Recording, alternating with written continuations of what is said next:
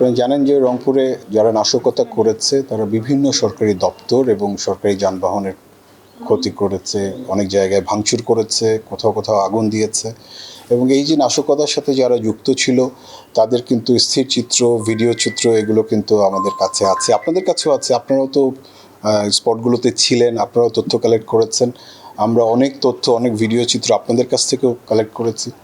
এবং আমাদের সাথে সাথে যারা গোয়েন্দা সংস্থা আছে, আইনশৃঙ্খলা রক্ষাকারী বাহিনী আছে, সংস্থা আছে, তাদের কাছেও কিন্তু এই তথ্যগুলো চলে এসছে। তো সরকারি দপ্তর যেগুলো তারা ভাঙচুর করেছে, বিভিন্ন জায়গায় আগুন দিয়েছে।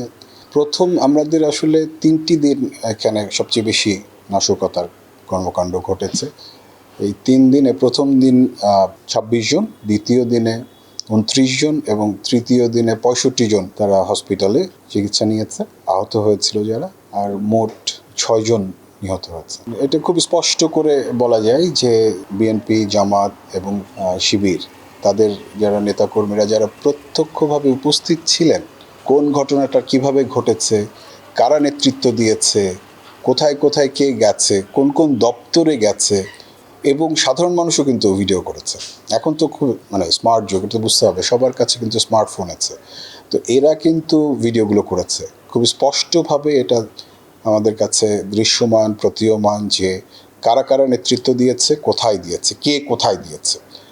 6000 mAh ব্যাটারির one and only power master NextG N73। যেমন এখানে জুম্মাপাড়া একটা আছে, এই জায়গাটা থেকে একটা হয়েছে, লালবাগের ওই জায়গাটাতে একটা হয়েছে। যারা পরিবার পরিকল্পনা দপ্তরে গাড়িগুলোতে আগুন দিয়েছে 6 থেকে 7 জন, তারা কারা, তাদের চেহারা টেহারা, নাম, ঠিকানা সব কিন্তু খুব স্পষ্ট। প্রথম দিন 30 জন, দ্বিতীয় দিন মেট্রোর কথা বলছি শুধু, প্রথম দিন 30 জন, 22 তারিখে 19 জন, 23 তারিখে 22 জনকে গ্রেফতার করা হয়েছে। জেলা থেকে করা হয়েছে 7 জন প্রথম দিন, দ্বিতীয় দিন 6 জন, তারপরে 23 তারিখে 8 জন। তো গ্রেফতার কিন্তু আছে।